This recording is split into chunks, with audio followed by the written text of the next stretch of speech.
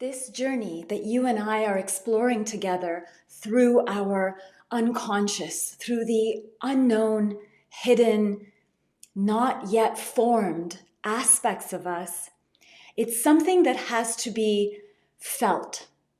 It has to be allowed. We have to make space for it and make a choice to tune inward, and connect with it. And the simple reason is that it is not formed. It is not tangible. It's not even conscious. It's not in our consciousness.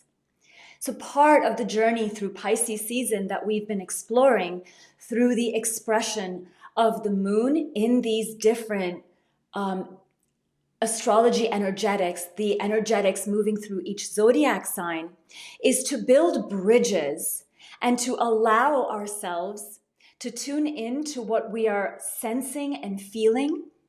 It's a little bit like if the lights went out and you had to navigate the rooms of your house through your felt sense, through your muscle memory to find the drawer, get some matchsticks, or get a lighter, get a candle, right? It's a little bit like that.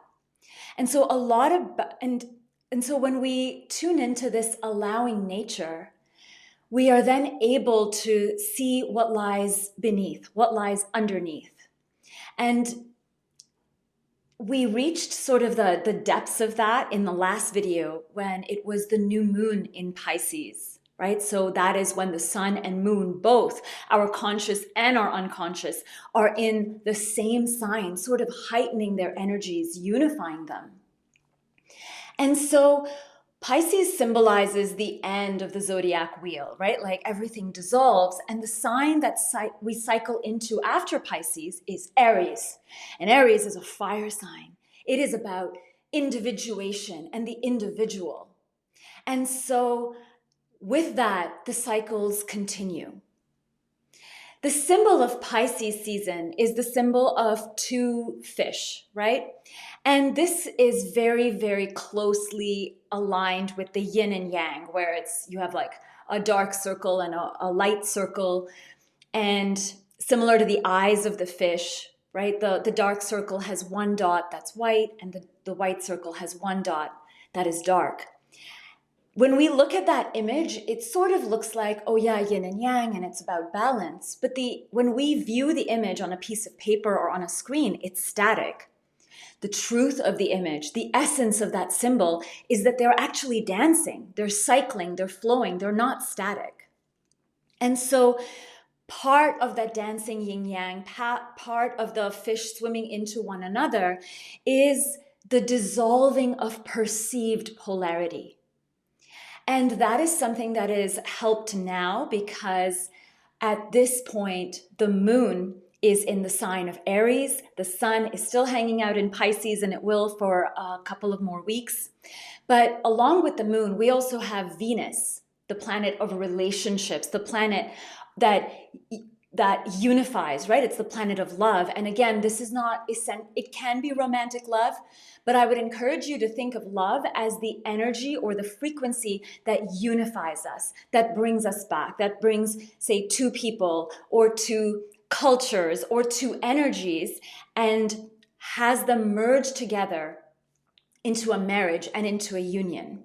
And so that is part of the energy of these next couple of days, this short season we have, as the moon and the planet Venus are transiting Aries while the sun is in Pisces. Now, when the moon is in Aries, it can feel not fun. In that, the moon is our emotionality, our depth, the waters of our being. And Aries is a fire sign. It's about doing, it's about action. And that kind of looks like it's very oppositional to energies of the moon. So for a lot of us, that can feel like wanting to do things, having thoughts and ideas, but we're not sure what action step to take. Because Aries it's not a mental sign, it's a fire sign. So it is initiatory. It is, now what action am I taking? So if you have an idea, a desire, but you're not sure. There's so much going on in your mind. There might be too much going on in your world, and you're not sure what action to take. This is often one of the shadow aspects, or one of the challenges, I would say, associated whenever the moon is in Aries.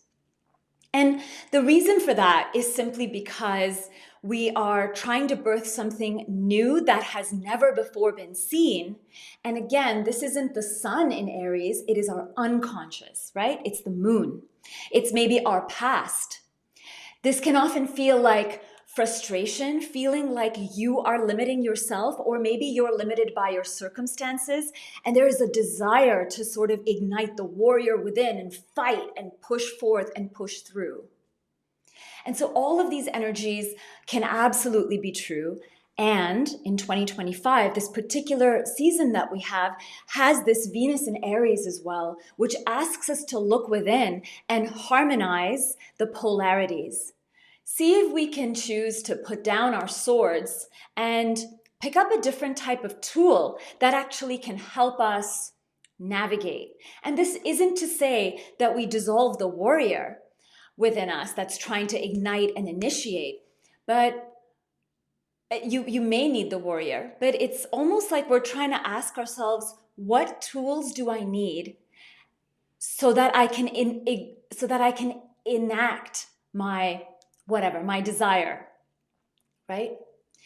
One of the ways I'm often intuitively called to this, but whenever I'm feeling like this, like, oh, I could do all these things, but I don't know which thing to do, and all of the mental chatter, and when I tune in and I feel like there's a lot of like fire within me that isn't going anywhere, that experience where I'm sort of exhausted by overthinking and not doing, that sort of burnout feeling, a lot of that is the experience of our emotionality entrapped in fire.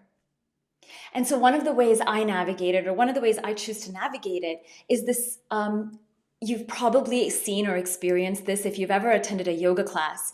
It's called the breath of fire. And what the breath of fire is simply sitting, preferably on the floor with your legs folded in lotus, so that you can relax into your straight and tall spine. And your belly is soft. And you exhale all of your air out. And you inhale halfway. And you snap your stomach. So imagine this hand is my stomach. So you snap your stomach in as you sharply exhale. And it looks like this. And so you're pulling in your stomach, you're almost squeezing your stomach, pulling it back into your spine. And that is the exhale. Your inhale happens automatically. So again, it's, and the masters of, this actually comes to us, I think, from Kundalini yoga, or perhaps other branches of yoga, but a lot of the master yogis, they do this breath for like 11 to 12 minutes. That, I mean, if that's you, amazing, go for it. I cannot do it for 11 to 12 minutes. I think the most I've ever done it for is 6 minutes. And so when we do this breath, we sort of release a lot that we hold around the stomach. And this is actually interesting because the stomach, it's almost like it helps relax our gut brain. Our gut is associated with our intuition. It is how we metabolize not only food, but life itself.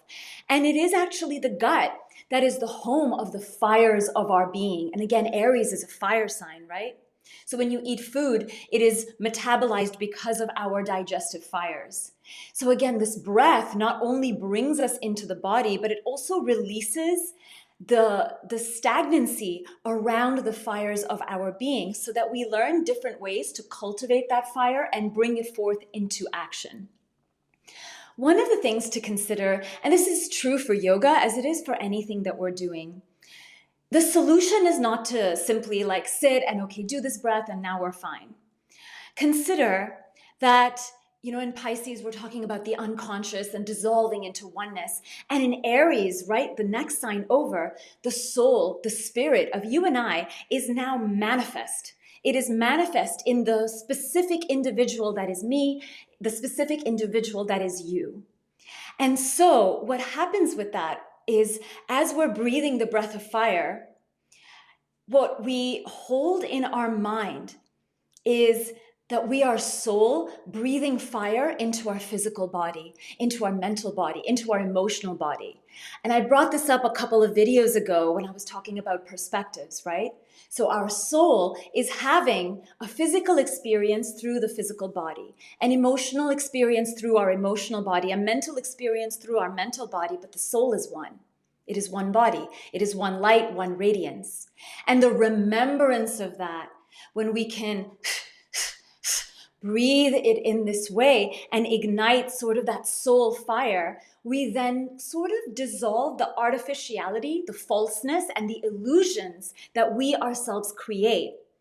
And in so doing, the moon in Aries gives us this incredible gift where we then become will force and action manifested through our unique individuated selves. We remember that we are one, but we are having an experience of uniqueness.